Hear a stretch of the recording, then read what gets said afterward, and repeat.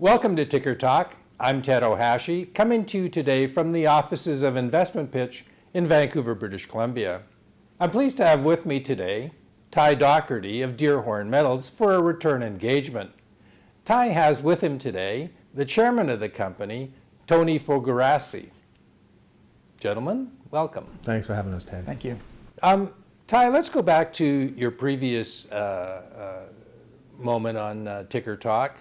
We were talking about your property. Give us a brief thumbnail about the company and how you came to be with it. Well, Ted, that's going to be a challenge because, as you know, I can never give a brief thumbnail. That's why we went so long last time. But it's a very exciting property. It's here in Smithers, British Columbia. It's a high-grade, near-surface, gold, silver, tellurium property. And as we mentioned a couple of years ago, tellurium is one of the rarest metals in the world. And most of your viewers probably didn't know it at the time, maybe still don't.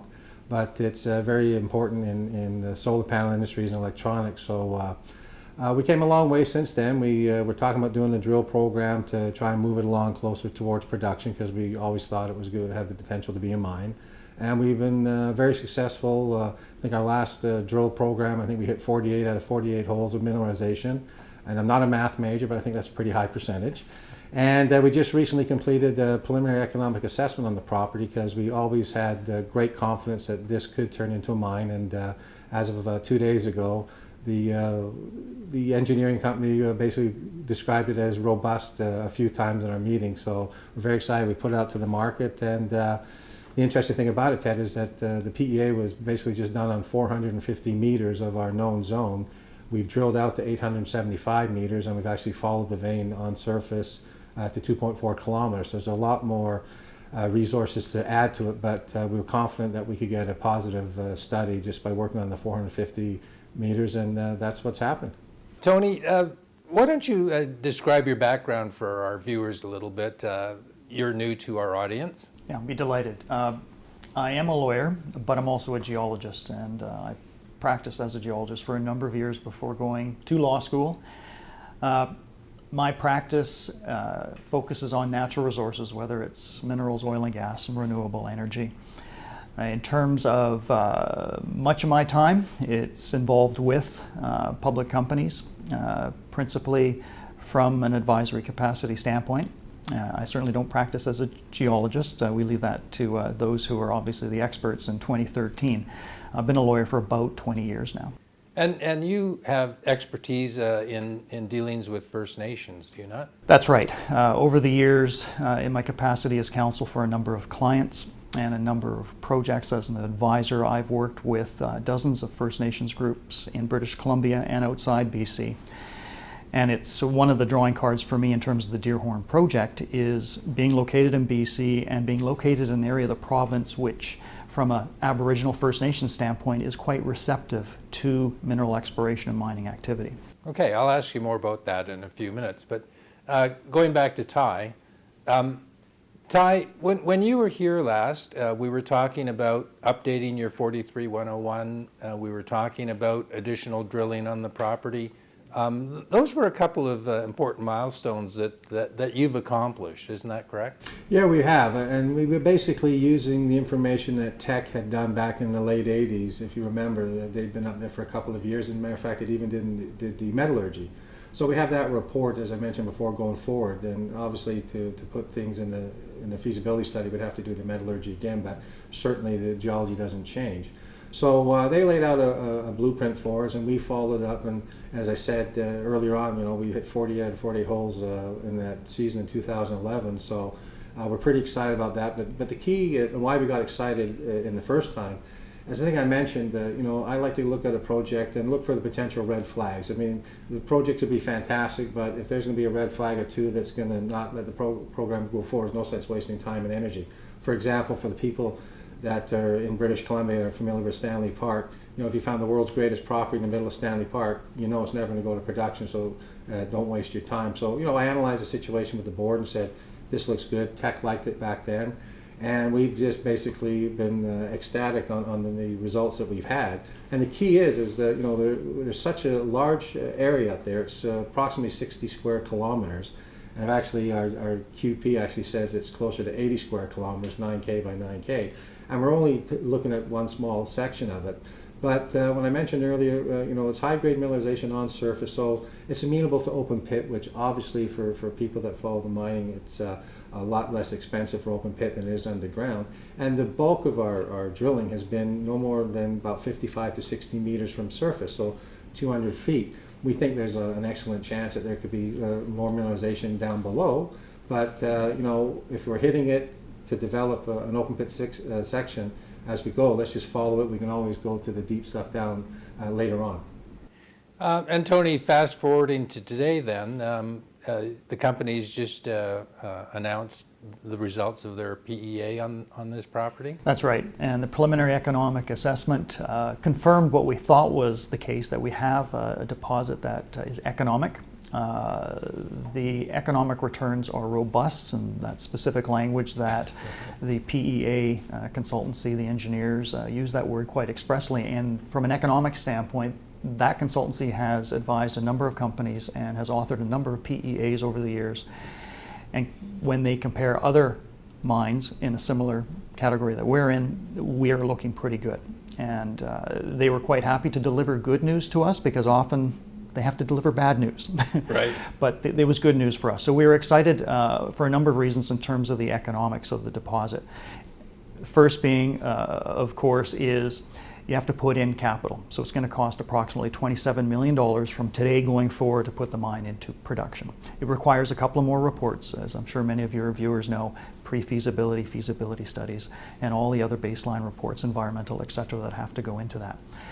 But even with that capital cost of putting the mine into production, the calculation, and it's what I would view as a very modest, very conservative calculation from the PEA authors, the consultants, is that the payback to get that capital back in terms of revenue would be approximately 2.4 years on a very conservative base case that we've used. And that's all set out in the preliminary economic assessment report. So in terms of the payback period, that's crucial for investors, because they want to know, well, when is this mine going to be profitable? And I think we'd be hard-pressed to find any mine that would be less than 2.4 years in North America. If you can find one, Ted, please point it out. Now, the payback is at 2.4 years based on this economic assessment for a couple of reasons. One is the high-grade nature of the gold silver tellurium system that we have. So there is definitely a sweet spot that we've explored. The numbers look very good. In terms of the metallurgy, as Ty has referred to, Teck had a run at it about 20 years ago when they had the property, and the metallurgy is excellent. We're looking at returns of more than 90%. So there's very little wastage in terms of the metals that we're going to take out of the deposit. Ty, one of the interesting things that I saw in that PEA was the reference to tellurium, and recently there's been some interesting developments in the tellurium market, right? Yeah, well, here we are, Ted, middle of March here, 2013, and approximately 6 or 8 weeks ago, the Department of Energy in the United States put out a bulletin that they were going to start almost a mini Manhattan project, as they did in World War II, to try and get energy independence for the 21st century in the United States. So they've highlighted 3 or 4 research centers in the United States, including a couple of universities, and they're starting off by putting $150 million towards the project, and they've highlighted 5 rare earths that I think would be important, and 2 minerals, and the 2 minerals are lithium and tellurium. So we know how critical it is.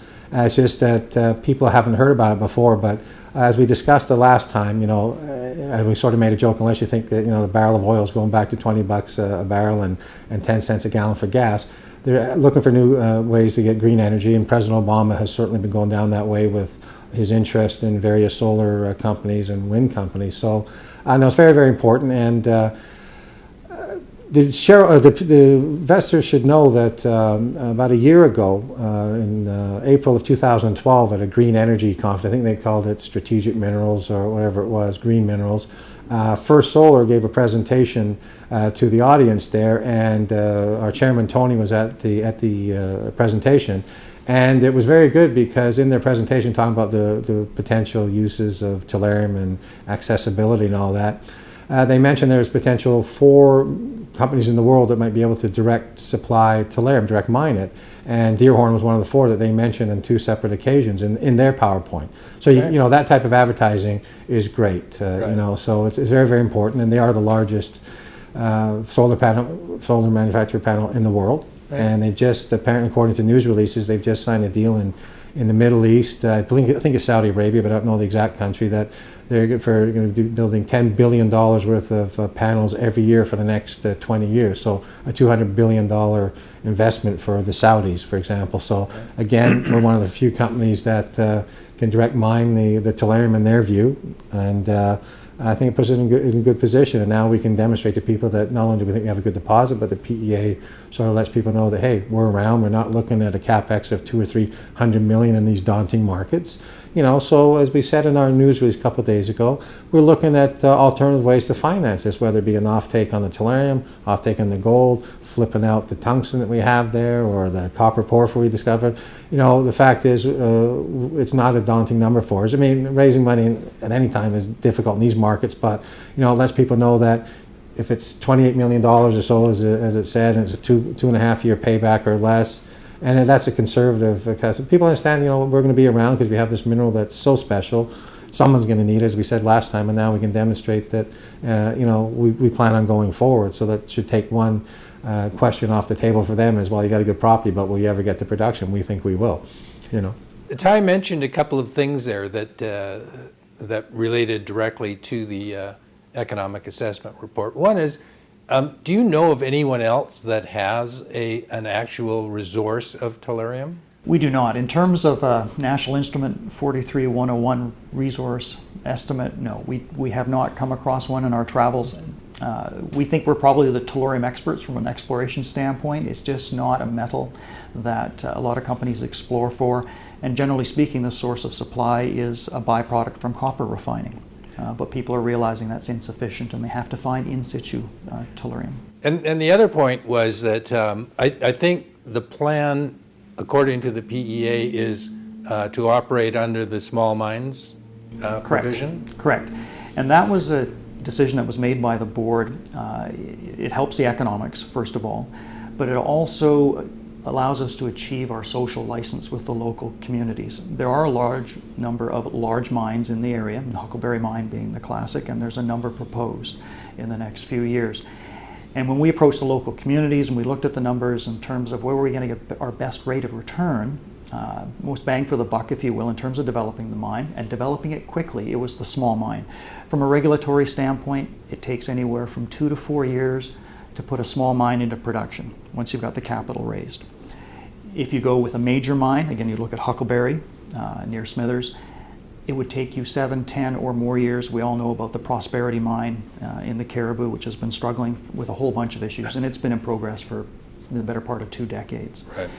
In terms of what we've got with the small mine permit application process, we feel, I think it's quite a strategic advantage for the company moving forward. It allows us to differentiate ourselves from a lot of other potential miners. And at the end of the day, in terms of, as Ty mentioned, to raise hundreds of millions or more in this market is exceptionally difficult. We think we've got the perfect project in terms of somebody who wants quick turnaround in terms of getting the mine into production, getting it commissioned, and producing ore, and of course the payback being less than 2.5 years. And although the term small is used there, I mean, Deerhorn also has a couple of potentially large offshoots to this discussion. One is your porphyry. Could you describe that a little bit? Sure. In fact, there are 2, if you will, upsides to the Deerhorn property, generally speaking. We're just talking for the PEA, the gold, silver, and tellurium system. So there's robust economic analysis, very positive. We're all very excited about it. But the property also contains the potential for copper porphyry deposit, and from our surface mapping we've got lots of indications in terms of alteration at surface that, you know what, there could be a buried porphyry here. But we do know there's another element called tungsten, and tungsten was why the property was staked in the first place back during World War II when the war effort was on, and tungsten is critical in steel making and munitions and so on. It's a sought after element So much so that the Chinese have embargoed it. You cannot export tungsten from China because they view it as a strategic element, a strategic metal. And that has great upside. We, in fact, in 2011, drilled 6 holes to test the tungsten showings. And as Ty would say, we're 100%, we're 6 for 6. The showings were excellent. Not enough data to get us to a 43-101 resource estimate, but clearly in terms of exploration financing, where we'd like to go to next, it would be to test the tungsten and the results that we've got there. We know it covers an area of approximately 500 meters squared, and that's just based on the 6 drill holes that we have. So great upside there, and likewise with the copper porphyry. So while you're developing an operation to extract your gold, silver, and tellurium, you can also be exploring on this much larger front. Exactly. Yeah, that Okay. would definitely be the plan in terms of the next capital raise would be to do exactly that. We'd have a certain percentage of the use of proceeds to exploration for the tungsten and testing the copper target. Right. Ty, as everyone knows, I mean, it's been a very difficult market here for small resource companies. How are you financially? Well, we're fine, as I say. Obviously, we don't anticipate having to do another raise, a significant raise soon. Perhaps some for G&A, but right now we actually have filings with the Revenue Canada of somewhere between $700,000 and $800,000 in mining tax credits owed to us. So, every day we run to the post office box to see if it's there, but we'll see. So, we have a lean operation. As you mentioned before, our head office is in 2 suburbs south of Vancouver, so we don't have the downtown rates.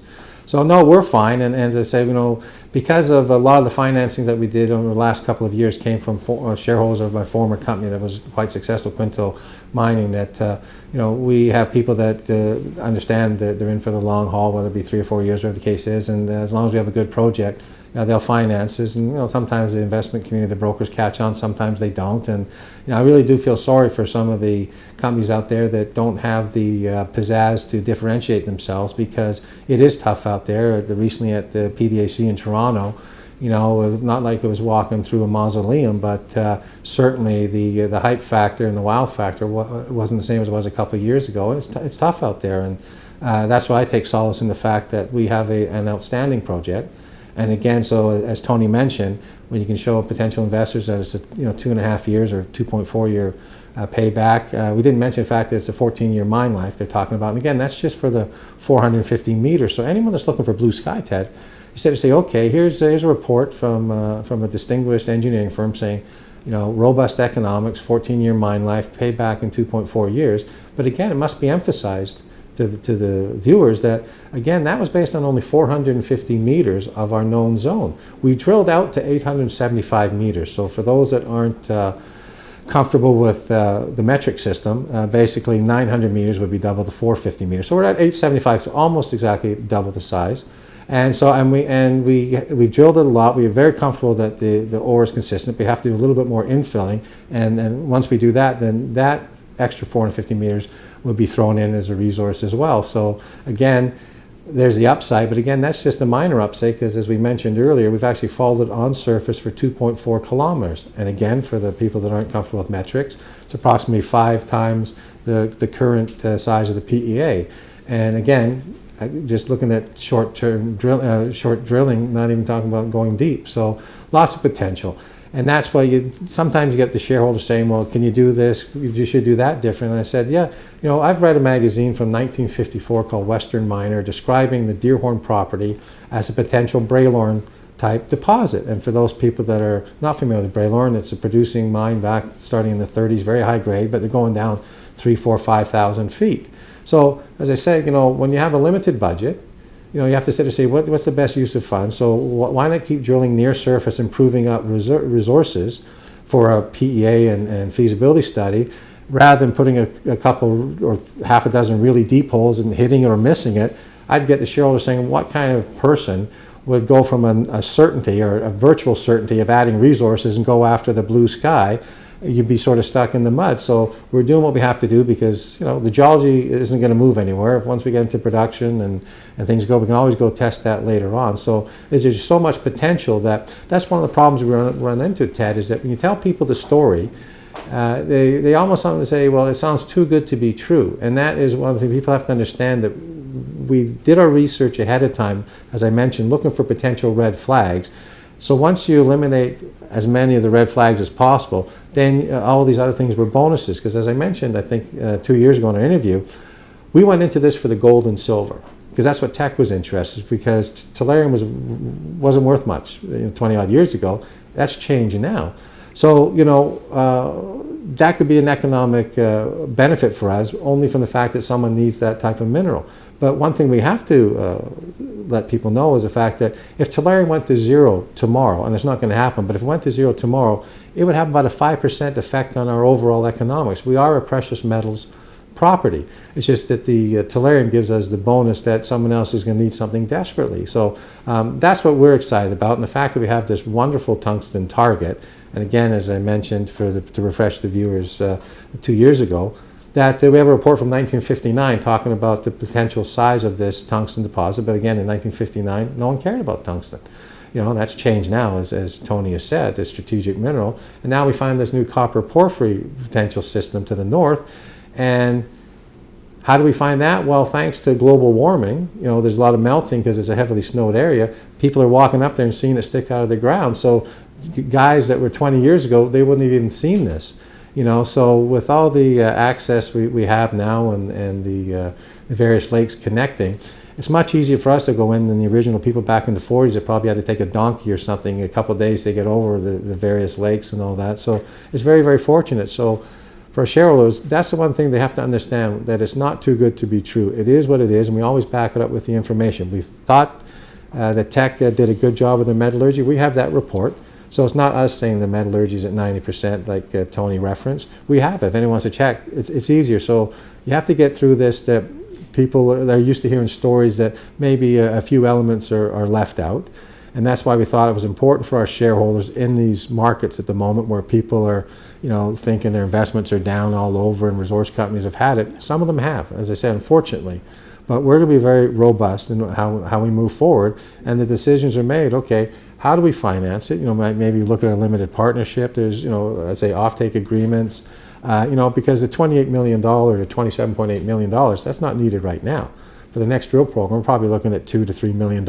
And again, a lot of that will be infill. So if you can imagine a junior company saying, okay, you know, we think there's a pretty good chance we'll double our resource from the 450 meters to the 875, you know, as a base case. So can you imagine many junior companies with a market cap of $4 million saying to people, hey, look, for $2-3 million, we're going to add another potentially 100,000 ounces of gold and 3 million ounces of silver and 95 tons of tellurium, you know, and so that's roughly about $250 million worth of ore. So again, you know, we're pretty comfortable whether it's exact double, whether it's more, a little bit less, but the fact is it would be a significant increase. And again, that would then only represent about a third of the total length of the zone. So we can develop these things as we go along. So, you know, once we show people we've got a lot more resources to add, I think they'll be knocking on the door saying, okay, how do we get involved? Well, Ty, thank you. That's a great sort of summary of the Deerhorn story. And, you know, these difficult times, one of the things that they create is opportunity. And so here we have a company that I think has tremendous potential and a stock price that doesn't reflect any of it. And so I think the prospects for Deerhorn and its shareholders are quite spectacular. So Tony, Ty, thanks for being with me today, and hopefully it won't be 2 years before we see you again. From the offices of Investment Pitch, I'm Ted Ohashi.